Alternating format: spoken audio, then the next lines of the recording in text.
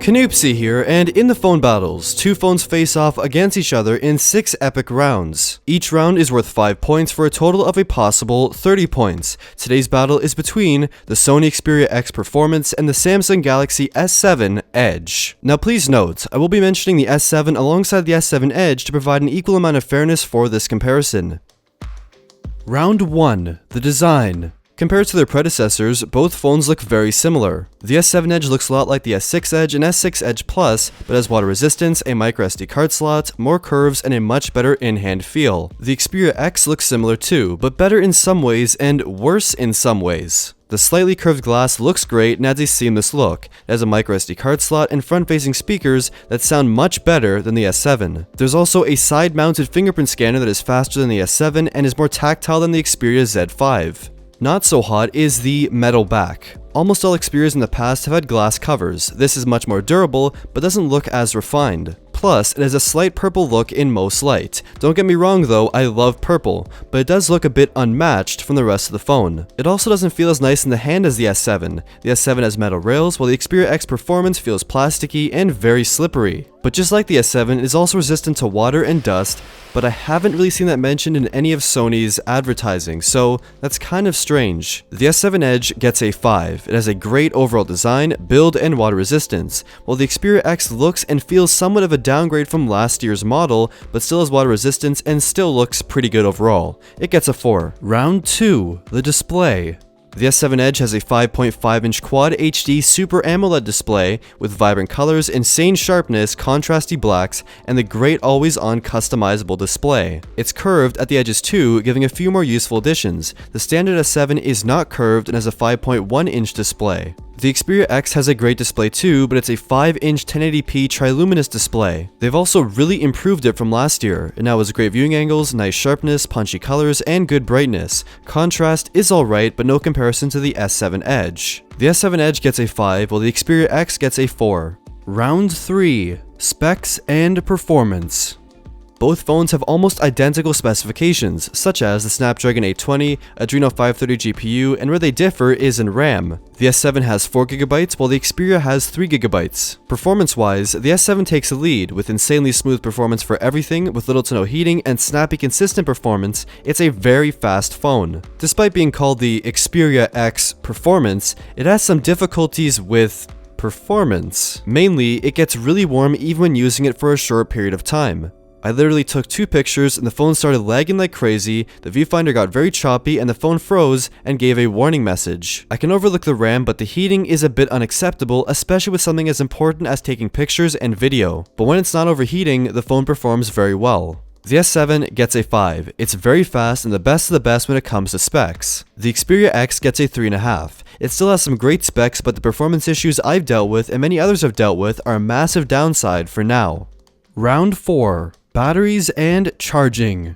The S7 Edge has a 3600 mAh battery, and the S7 has a 3000 mAh battery. Expect around a day and a half to 2 days on the S7 Edge, with about a day and a half on the S7. The Xperia X has a 2700 mAh battery, and it can definitely last a day, but no more. I found it draining very quickly, especially in standby, and this was on Wi-Fi and not LTE. Both phones charge through micro USB and have quick charging, but the S7 Edge has fast wireless charging and standard wireless charging. The S7 Edge gets a 5, with great battery life and plenty of charging options. The Xperia X gets a 4, it has inconsistent battery life and not as many charging options as the S7. Round 5. The software. Both the S7 Edge and Xperia X have good software and share some traits. The S7 Edge has features like multi-window and theming, as well as many of other improvements. The Xperia X software has a simple overall look with app suggestions, limited themes, and headphone jack audio enhancements. But the trait they share is bloatware. Both phones have apps that are bundled in that you can't delete but can only disable. The Xperia has more than the S7 though. Both phones get a 4. With good overall software and nothing really offensively bad looking, you'll really enjoy using them. Round 6. The cameras. The S7 has a wide-angle 5-megapixel selfie camera, while the Xperia X has a wide-angle 13-megapixel selfie camera.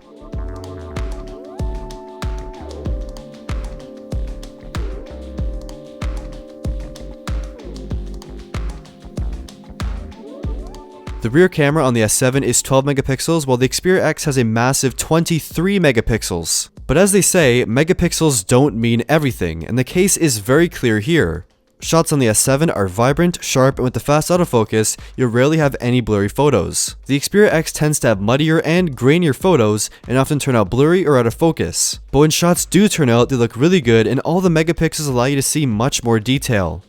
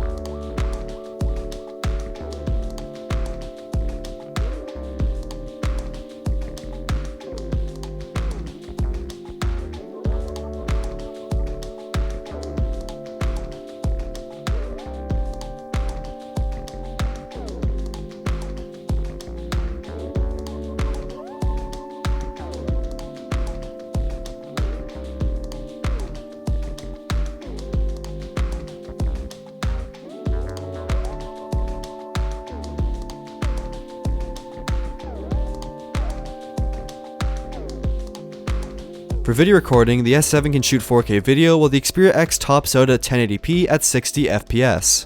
Video on the S7 looks better, but the stabilization on the Xperia is much more natural.